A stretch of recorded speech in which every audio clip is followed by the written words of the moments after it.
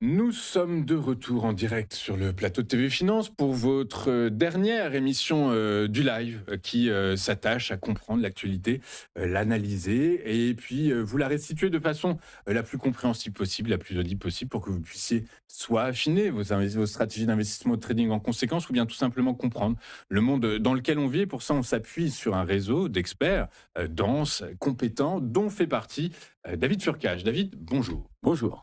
Merci David d'être avec nous ce matin. David Furcage, vous êtes CEO d'IOF Capital avec nous pour nous expliquer comment fonctionne le monde et quel est son impact sur les marchés financiers. Le monde, personne n'a échappé. Il y a un an, quasiment jour pour jour, Donald Trump arrivé aux commandes de la Maison-Blanche. Résultat, une année 2025 plus que chahutée, qui se matérialise notamment par l'évolution de ce fameux indice de la peur, le VIX. Comment vous analysez son évolution au cours de 2025?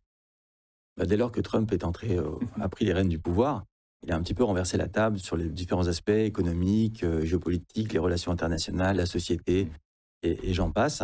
Et ça a eu des effets sur les marchés financiers qui se sont matérialisés effectivement ou cristallisés à la lecture du VIX qui est une manière d'évaluer l'incertitude sur les marchés financiers puisque c'est le coût. Et il représente également le coût de l'assurance. Et effectivement, il y aura eu un moment avant Trump qui était assez une sorte de calme plat sur tous les aspects. Et puis dès lors qu'il est entré à la Maison-Blanche, eh bien, la volatilité que vous avez sous les yeux a formé des pics, est devenue beaucoup plus erratique. Et donc, la volatilité est devenue plus volatile. Voilà. Et donc, on est passé également, en moyenne, d'un régime de volatilité qui était plutôt faible, qui est matérialisé par, tout à l'heure, ce qu'on voyait, c'est par le petit segment rouge, qui est un peu plus bas que le tout dernier. On est passé d'un régime de volatilité qui était en moyenne autour de 15-20%. Et si on calcule la moyenne de ce régime de volatilité sous l'ère Trump, on est bien au-dessus. Ok, très clair. Alors, il y a un autre indicateur. Pour l'instant, on n'est pas totalement sûr que ce soit du fait des choix commerciaux, notamment de Donald Trump, mais l'emploi américain, la croissance américaine ralentit inévitablement, l'emploi également. C'est une variable qu'il faut avoir en tête. Eh bien, alors, à nouveau, le graphique, ce que vous avez sous les yeux est un peu plus long terme. Il y a quand même un trend de baisse sur les créations nettes d'emplois aux États-Unis. Mais effectivement, depuis il est aux manettes, cela n'a pas forcément amélioré le marché de l'emploi outre-Atlantique. Et celui-ci se détériore en réalité beaucoup en 2025. Alors, on ne va pas tout lui mettre sur le dos quand même. Ça, exactement. Il y a quand même, avant, il y avait une dynamique. voilà, il y a une dynamique, il y a des trends. Il s'agit là de faire un petit point, d'avoir une petite observation en rapport à la dernière année écoulée. Et il n'est pas responsable de tout, bien évidemment.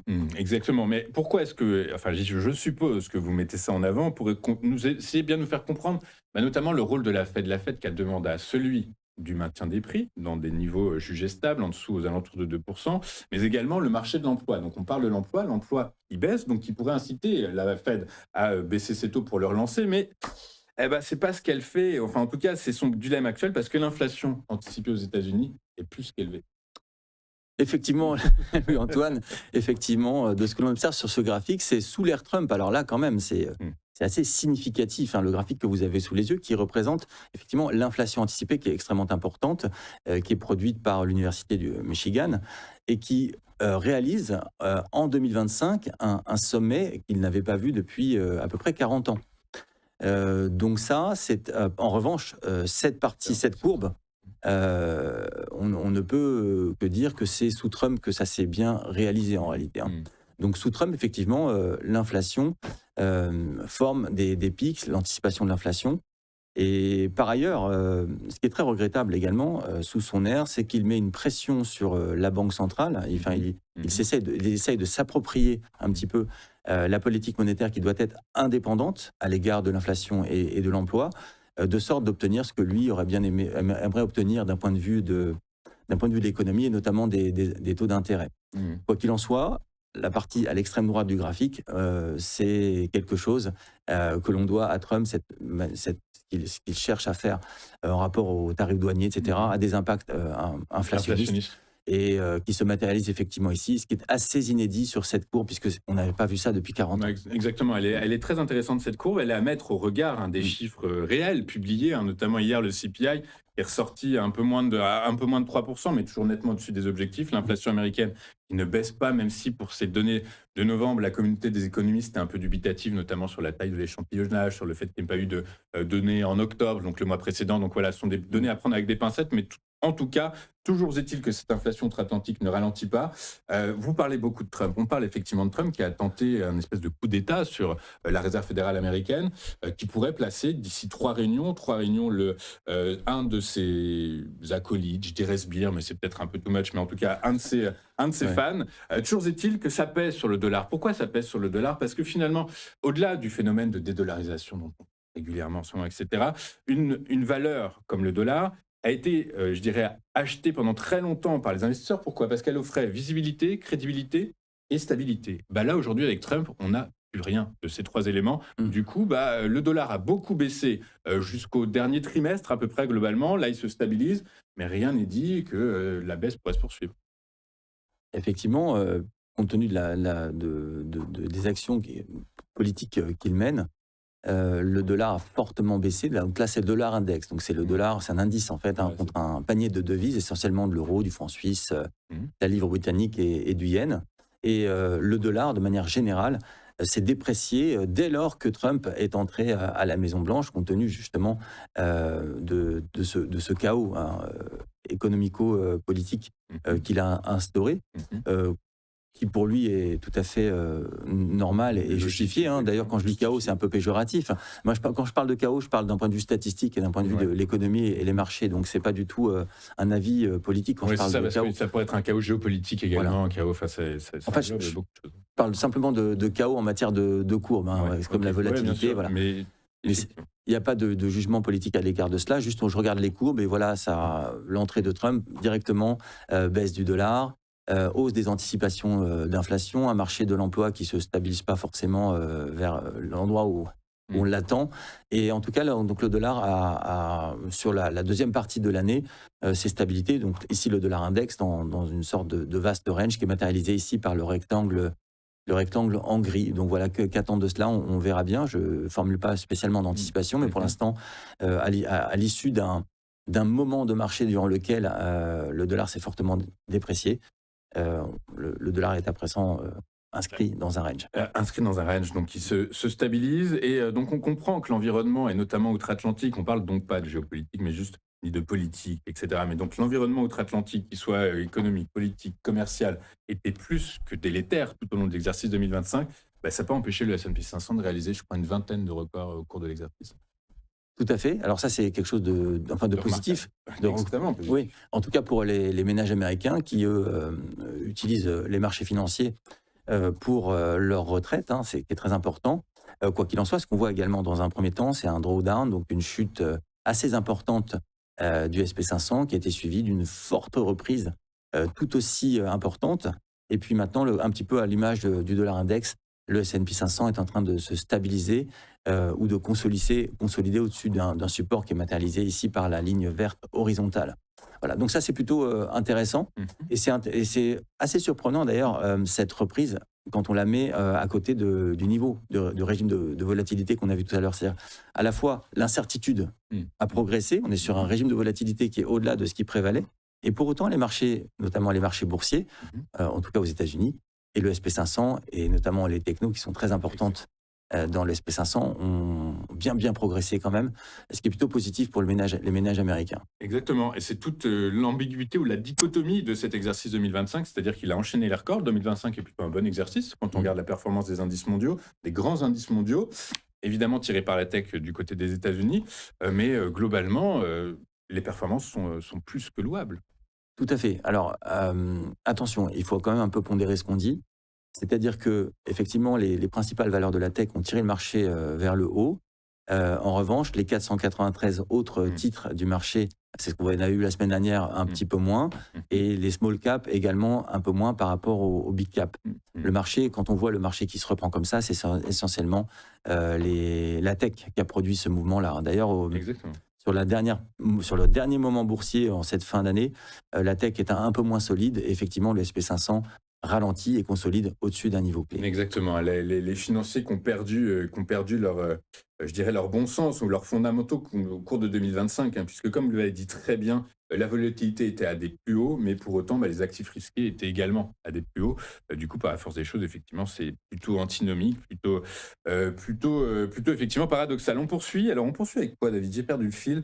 Donc, on a parlé. Ah oui, bah oui, après SP500, les métaux précieux, les métaux précieux. Alors, l'or a plus que surperformé, plus de 60% depuis le début de l'année. Mais c'est pas que l'or, en fait, c'était comment dire, un voile, en fait, un écran de fumée. En réalité, ce qu'il fallait voir, c'était l'or. L'argent, pardon. L'or, voilà, c'est ça, l'argent. L'argent qu'on a vu la semaine dernière avec un ratio gold sur silver qui est effectivement très intéressant. Alors, ce que vous avez sous les yeux ici est un tracker métaux précieux, donc le palladium, le platinium, l'or et l'argent, et qui a réalisé une performance extrêmement intéressante au cours de cette année. Et il y a deux éléments là-dedans. C'est effectivement la progression, la hausse de l'incertitude sur tous les aspects géopolitiques, relations internationales, bruit de bottes par-ci par-là, qui ne Mais sont pas plus, que, justement. mais pas que exactement, affaiblissement du dollar, incertitude qui ont fait effectivement décoller en tous les cas, surtout l'or dans un premier temps. Et dans un autre temps, c'est toute cette demande pour les nouvelles technologies qui inclut également certains métaux précieux, notamment l'argent, comme on l'avait vu la semaine dernière. Voilà, donc il y a plusieurs éléments qui expliquent cette progression. C'est d'une part les incertitudes qu'on a évoquées, mais également une vraie demande industrielle à l'égard de certains métaux précieux qui sont utiles dans ce temps technologique qui est le nôtre. Et donc, effectivement, comme l'argent, vous l'avez bien dit. Pareil, on va finir donc avec le Bitcoin, la crypto-monnaie. Effectivement, dans un premier temps, on l'a considéré comme plutôt valeur refuge face à l'inflation, face aux nouvelles mesures commerciales tarifaires américaines. Puis finalement, on l'a considéré comme un actif spéculatif, très corrélé au Nasdaq. Bref, le Bitcoin, on ne sait toujours pas ce que c'est. La seule chose qu'on est capable de comprendre et de dire, c'est que, il est actuellement en chute libre. Alors, Maîtrisée, une chute maîtrisée. Oui, une chute maîtrisée. Alors, on ne sait toujours pas ce que c'est, en tous les cas, ceux qui investissent dedans. Ne savent pas non plus. Hein. Ils sont trois à savoir dans le monde à détenir 80% du marché. Hein. Bon, en tout cas, il semble que ça soit un autre actif. Déjà, c'est un actif qui permet c'est un autre actif, en tous les cas, qui permet de diversifier ce qu'on a dans un portefeuille. C'est également une monnaie en laquelle certains commencent à croire. Donc, ça a certains aspects positifs. C'est un certain échange aussi des bitcoins. Alors, je n'irai pas à dire qu'on ne sait pas trop ce que c'est, quand même. Mais ce que je voulais simplement signifier ici, c'est que il y avait un effet, comment dire, une sorte de biais cognitif à l'égard du Bitcoin qui consistait à dire que ça va toujours s'envoler, que ça allait atteindre les 200 000 voire les 500 000 $ par Bitcoin. Il y avait une forme d'ancrage, hein, on parle de biais donc cognitif relatif à cela, et tout le monde s'émerveillait devant ce nouveau veau d'or, si je puis dire, hein, pour faire allusion à la Bible. Et en fait, pas vraiment. Ce qui s'est passé, c'est un effet pchit en cours de 2025. Le Bitcoin n'a pas poursuivi sa progression, celle qu'on attendait, celle que tout le monde décriait dans les journaux par-ci par-là. Et finalement, il termine son année plus bas qu'en fin 2024. Et ce qui est intéressant de souligner ici, en tout cas pour vos auditeurs, c'est qu'il faut éviter toute forme de biais qui consiste à forcément écouter les experts et voir au sens large les marchés. Par exemple, là, pour ceux qui l'ont vu, les métaux industriels étaient beaucoup plus intéressants à inclure en portefeuille que le Bitcoin, et en plus beaucoup plus solide qu'une monnaie crypto.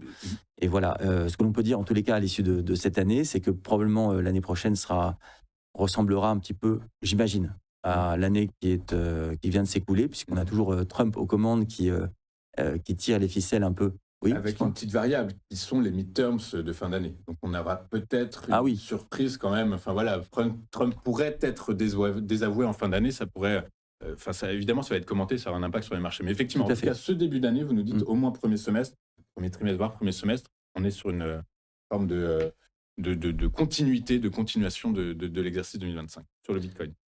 Alors, je pensais globalement? sur les marchés en général. Globalement, Voilà, ce qui OK. s'est installé, Mmh.